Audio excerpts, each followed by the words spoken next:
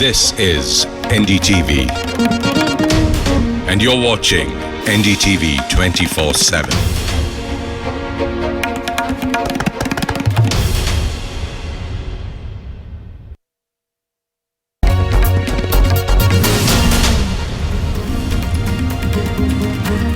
Hello and welcome to our special show where we take your questions on COVID-19. As always, we're joined by a team of medical experts. We're joined today by Dr. Mahesh Chavan, consultant endocrinologist with Apollo Hospitals in Navi Mumbai. Dr. Rishi Shukla, also an endocrinologist, works with Regency Healthcare in Kanpur, is with us. And Dr. Rituparna Barua, a cardiologist and a consultant an interventional cardiologist with Apollo Hospitals, is also with us this morning. Doctors, let me just take our first call straight away. Sabu Ram is calling us from Rajasthan. Sabu Ram, go ahead with your question. हाँ जी बताइए क्या पूछना चाहेंगे आप? Sir, मेरे काफी time से ये जुकाम की प्रॉब्लम है। हर गर्मी सर्दी हर मौसम में जुकाम लगता ही रहता है। जांच करवाता हूँ, जुकाम ठीक नहीं होता, तो डर लगता है कहीं जाना आना पड़े तो कुछ गड़बड़ तो नहीं होती है। आप अभी बाहर जा रहे हैं? बाहर का काम कर रहे हैं? नहीं, हम तो खेती का काम करते हैं गांव में। खेती, अच्छा जी, अच्छा। Okay, Dr. Shukla, if you would like to answer that, Sabu Ram, who's calling us from Rajasthan, वो किसान है, वो अभी भी बाहर जा रहे हैं. He's wondering why, if he has a cough and cold, what he should do about it. At first instance, to me it looks like a allergic phenomenon, and before that he should go to a doctor, and if he responds to anti-allergic treatment, possibly it is all right. Number 2, I would like to know if he is having any history of diabetes or hypertension. क्या आपको blood sugar या hypertension है? Blood pressure है? If there is history of blood pressure or diabetes, then one needs to be truly careful about it. And if it lasts longer, at least basic investigations are required in terms of a complete blood count and a basic chest X-ray. And if X-ray says something, possibly he should then be the candidate for COVID-19 test. Otherwise, looking at him, it looks like he has been having recurrent episodes. He's working in the same village, and possibly it is not exposed. So he should be treated. He should not be treated as a COVID-19 patient. जी, तो साबू Ram ji, doctor कह रहे हैं कि आपको घबराना नहीं चाहिए. आप अगर खेती में काम कर रहे हो तो शायद ये एलर्जी भी हो सकती है, लेकिन आप डॉक्टर से ज़रूर सलाह लीजिए और ब्लड टेस्ट भी करवा लीजिए. Let's take the next caller who's online with us. Subhendu Das is calling us from Odisha this morning. Subhendu, go ahead. Yes, मैं ये पूछ रहा हूँ कि जो कुछ बंदे को सिम्टम्स नहीं आ रहा है कोरोना वायरस का, तो उस केस में वो क्या करेगा?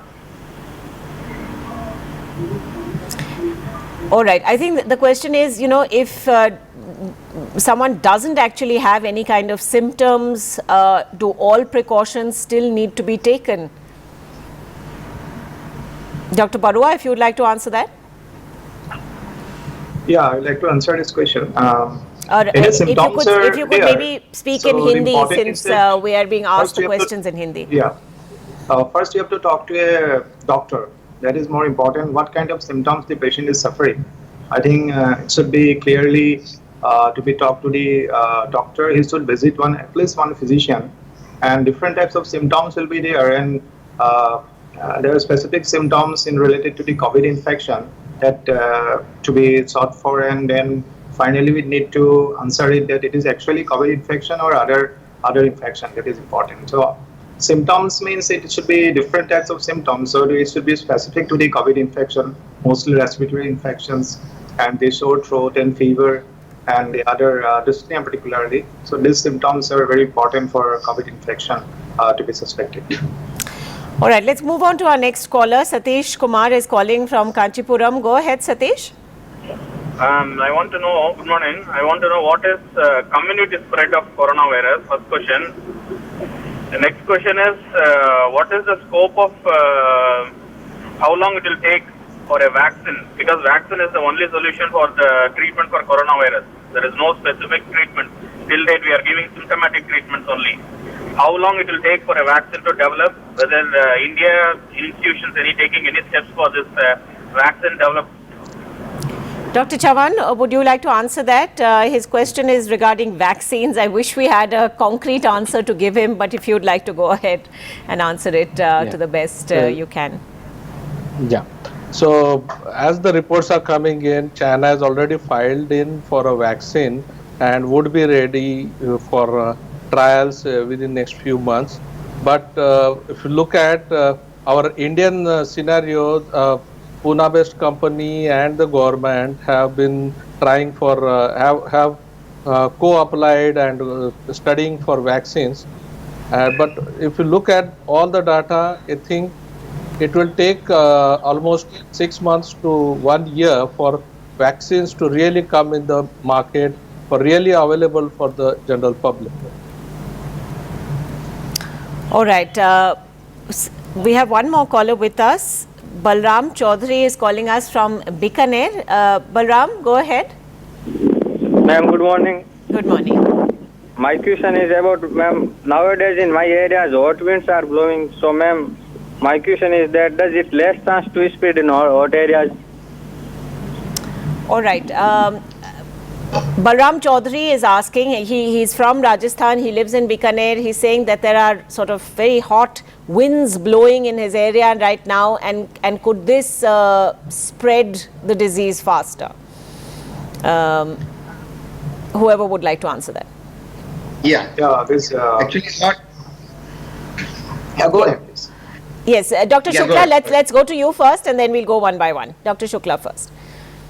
Actually, as such, there is no documented evidence that hot winds spreads. Hot winds definitely not spreads, and it is basically a droplet disease. Airborne disease, it's by and large, it is not airborne disease. So, hot wind will definitely not be doing anything, one. Now, the second question is whether hot winds are protective, will save you in spreading coronavirus infection. We are not yet sure, but we are anticipating this is one of the reasons that India is getting protected. However, we don't have any data, and it is said up to 60 degrees this virus can survive. So hot winds definitely will not propagate for sure. Okay. Anil Bhansali is on the phone line with us from Delhi this morning. Anil, go ahead. Madam, I'm quite concerned with some of the patients who are really suffering from sickle cell disease. And in Odisha, as well as in Chhattisgarh, and some of them have been shown as positive. I am in connect with them, and they are not in a position to talk to you in the language because of the local language. Okay. So I need to know from you what is the kind of complication the endocrinologist as well as the hematologist envisage for them, that what precautions additional will have to be taken, or it's a bad case. Okay, let's get Dr. Chavan and Dr. Shukla to answer that. Anil Bhansali is asking specifically about sickle cell patients, and he's highlighting that he's been in touch with such patients in both Odisha and Chhattisgarh, and that they are worried. There are some cases of them having developed COVID-19 symptoms, and whether this could sort of affect them specifically in some ways, which is more than, say, any other person contracting the disease. So, Dr. Chavan, what would you like to say? So, the people who are susceptible are people who are having immunocompromised, and those who have impaired immunity. So, sickle cell disease patients do fall in that criteria, and they need to be very careful about their exposure to during travel, or exposure to people with this type of travel history. And all the routine precautions need to be taken for spread of this disease as a droplet. Dr. Shukla, anything you'd like to add? Yeah. There are two things. As such, we don't have any data about sickle cell disease. But I anticipate this is a state where immunity goes down. So what is to be done is, and we don't have any data, so we need to be really careful about them. Number one, prior to that, I would say those who have had this disease, it's already they should be taken care of, to be quarantined or isolation, whatever it is there. And at the same time, what I would say, those who are known case of sickle cell disease, they should stay into absolute isolation. They should not be exposed. And once you are not exposed, possibly you will not be caught. It's not that coronavirus will come and attack. Right. So that is very important. They should be stay in isolation. All right. Strict isolation. Strict isolation. All right. Frederick Blake calling us from Asansol. Frederick, go ahead. So yeah, good morning, Ankita and Good the morning. doctor panelist. Yes, go ahead with your question. I wanted to ask that my wife, she's suffering from this cancer and uterine cancer, and we want to start that AC machine in the night. Is Okay. it possible? All right. Dr. Parua, would you like to answer that? There has been some talk of, air conditioning and circulating the same air and whether this is, but at home, if, they're just members of the family there, is it safe, especially in a case where there is an immunocompromised patient, to have the air conditioning on? See, the cancer patients are at risk for getting this infection, but there should be some context. There should be at least some risk that the patient actually have some context with COVID positive patients. So unless if provided the patient is at home and then maintaining all the precautions and social distancing, and also sterilization or sanitization method has been properly adopted. So I think just merely staying in the air-conditioned room, that actually is a healthy environment. So it should be air-conditioned properly. So I think there is no risk of infection in that particular circumstances. Dr. Chavan, would you agree with that? Yeah, I totally agree with Dr. Barua. But the thing is, many people are having these misconceptions and this thing about ACs and this thing. If you are at home and if you could, you are staying alone, if these type of patients live alone in the room, then there's no harm in putting on the ACs. All right. Okay, let's get another question. Yes, Dr. Shukla, go ahead. Yeah, there is, I think, one aspect which is not yet clear, that whether temperature protects or not. Right. But we are anticipating it has a partial protection. So if you can tolerate without AC, maybe a borderline temperature, it's all right. Second thing I would say, if you are using your AC, always clean your filters. This is a very basic thing. Right. Don't let it jam. So do your filters clean frequently. And I think everywhere AC is being used, every hospital we have been using, and every year we have been facing viral infection, and all hospitals are nowadays AC. It doesn't hamper as such. Right. Frederick, we hope that answers your question. Manjeet Singh is with us from Mumbai. Manjeet, go ahead. All the doctors.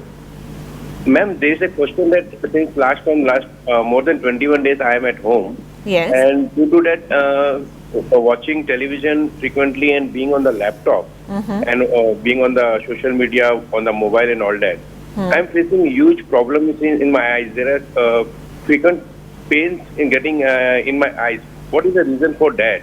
And what is the solution for that? Manjeet, I think you may have answered your own question, but Dr. Shukla, if you'd like to take that. My wife is eye surgeon, and so she uses the word computer vision syndrome.